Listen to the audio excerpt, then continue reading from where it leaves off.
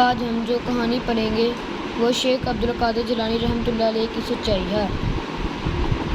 شیخ عبدالقادر جیلانی رحمۃ اللہ علیہ، جنہیں غوث اعظم بھی کہتے ہیں، بہت بڑے بزرگ اور ولی اللہ ہو گزرے ہیں۔ آپ کی ساری زندگی تبلیغ و اشاعت اسلام میں گزری۔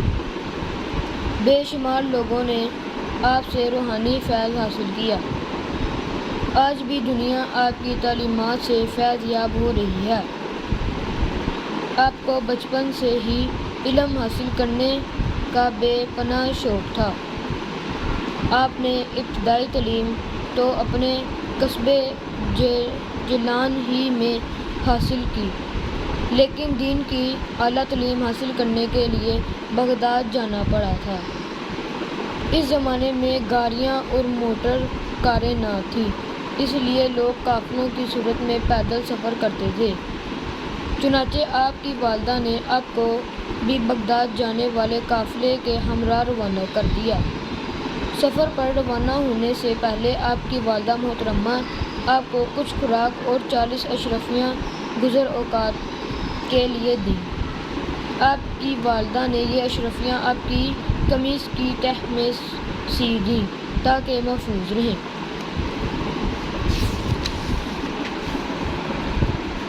اور چلتے وقت آپ کو خاص طور پر یہ نصیحت کی کہ بیٹا ہمیشہ سچ بولنا اور جھوٹ کے قریب نہ جانا۔ آپ نے ماں کی نصیحت کو غور سے سنا اور سفر پر روانہ ہو گئے۔ قافلے کے لوگ ڈرتے ڈرتے سفر پر روانہ ہوئے۔ انہیں اس بات کا بھی خدشہ تھا کہ کہیں راستے میں ڈاکو قافلے پر حملہ نہ کر دیں، کیونکہ ان دنوں راستے غیر محفوظ تھے اور ڈاکو اکثر قافلوں کو لوٹ لیتے تھے۔ آخر وہی ہوا جس بات کا خطرہ تھا۔ قافلے نے ابھی سفر کی 2 ہی منزلیں طے کی تھیں کہ ڈاکوؤں کے ایک گروہ نے رات کی تاریکی میں اس پر حملہ کر دیا۔ تمام قافلے میں افراتفری اور بھگدڑ مچ گئی اور ڈاکوؤں نے اہل قافلہ کو خوب لوٹا۔ ایک ڈاکو شیخ عبدالقادر جیلانی رحمۃ اللہ علیہ کے پاس آیا اور کہنے لگا، لڑکے تیرے پاس کیا ہے؟ آپ نے جواب دیا، میرے پاس 40 اشرفیاں ہیں جو میری قمیص کی تہ میں سلی ہوئی ہیں۔ ڈاکو نے آپ کی اس بات کو مذاق سمجھا اور ہنستا ہوا آگے گزر گیا۔ اتنے میں ایک اور ڈاکو آپ کے پاس پہنچا اور وہی سوال کیا۔ آپ نے پھر وہی جواب دیا کہ میرے پاس 40 اشرفیاں ہیں جو میری قمیص کی تہ میں سلی ہوئی ہیں۔ وہ ڈاکو یہ جواب سن کر بڑا حیران ہوا اور آپ کو پکڑ کر اپنے سردار کے پاس لے گیا اور اسے بتایا کہ یہ لڑکا عجیب و غریب باتیں کرتا ہے، کہتا ہے کہ میرے پاس 40 اشرفیاں ہیں۔ ڈاکو کے سردار نے تعجب سے آپ کو دیکھا اور پوچھا، لڑکے سچ مچ بتا تیرے پاس کیا ہے؟ آپ نے بے ساختہ جواب دیا کہ میں تمہارے 2 ساتھیوں کو پہلے بھی بتا چکا ہوں کہ میرے پاس 40 اشرفیاں ہیں جو میری ماں نے میری قمیص میں سی دی ہیں۔ آپ کی یہ بات سن کر سردار کی حیرت کی انتہا نہ رہی۔ وہ کہنے لگا کہ اگر تمہاری یہ بات سچ ہے تو بتاؤ وہ اشرفیاں کہاں ہیں؟